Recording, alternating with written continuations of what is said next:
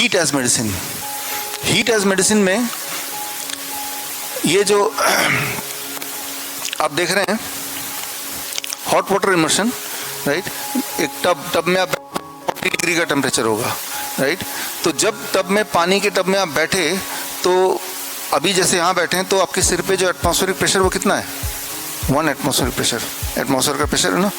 जब पानी में बैठे तो इतना हिस्सा तो पानी के अंदर है ना, उसमें जो हिस्सा पानी के अंदर है उसमें जो प्रेशर आपके बॉडी में पड़ रहा है that is 1 atmospheric pressure plus pressure of the water. यानी कि आधे कुछ पार्ट का बॉडी का एक भाग का एटमॉस्फेरिक जो प्रेशर है वो अलग है, निचले हिस्से का प्रेशर अलग है। प्रेशर डिफरेंस है ना, ये pressure difference plus heat 40 degree, जब ये दोनों चीज एक साथ हो जाता है तो आपका skin becomes a third kidney. Skin तीसरा किडनी बन जाता है। यानी कि जो चीज पेशाब के रास्ते से किडनी फिल्टर नहीं कर पा रही वो स्किन से फिर निकलना शुरू हो जाता है। तो यानी कि आपका क्रिएटिनिन है, आपका यूरिया है, आपका यूरिक एसिड है, या एक्सेस पोटेशियम, एक्सेस शुगर है, जो भी चीज फालतू है किडनी उसको नहीं निकाल पा रही है, स्किन के रास्ते निकाल दिया। इसीलिए मेडिकली स्किन को बोला जाता है द थर्ड किडनी। लेकिन किडनी के रूप में कब काम करेगी? जब प्रेशर डिफरेंस होगा, टेम्परेचर 40 डिग्री होगा, हीट होगा, तो ये जो पोर्स खुलेंगे तो ही काम करेगी।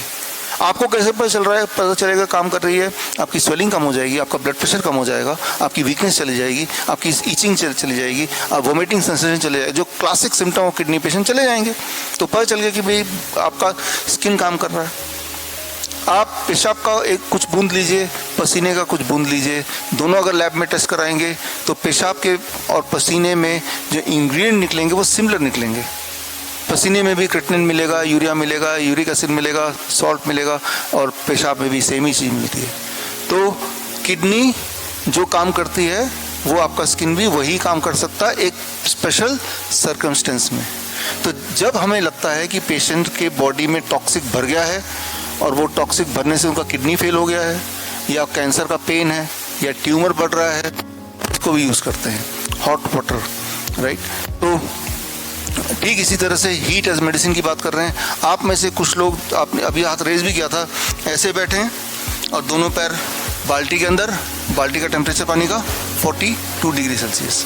जब आप ऐसा कर रहे हैं तो ये जो काफ मसल है जहाँ से सारे ब्लड वेसल जा रहे हैं इसको स्टिमुलेट कर रहे हैं और वो हीट को ब्लड के माध्यम से पूरे बॉडी में कैरी कर रहा है। आपका सर्कुलेशन बढ़ जाता है उस वक्त, और सर्कुलेशन बढ़ने से उसी वक्त कई सारे बॉडी में मेटाबॉलिक चेंजेस आते हैं, जिससे आपकी नींद उस रात की अच्छी होती है, जिससे पेन धीरे धीरे कम होने लगता है, जिससे डिप्रेशन धीरे धीरे कम होने लगता है, एंजाइटी धीरे धीरे कम होने लगता है, पैल्पिटेशन कम होने लगता है, ब्लड प्रेशर कम होने लगता है, जिनका ब्लड प्रेशर ज़्यादा है उनका। तो कई सारे फायदे होते हैं जब हम हीट एंड ग्रेविटी दोनों को मिलाते हैं।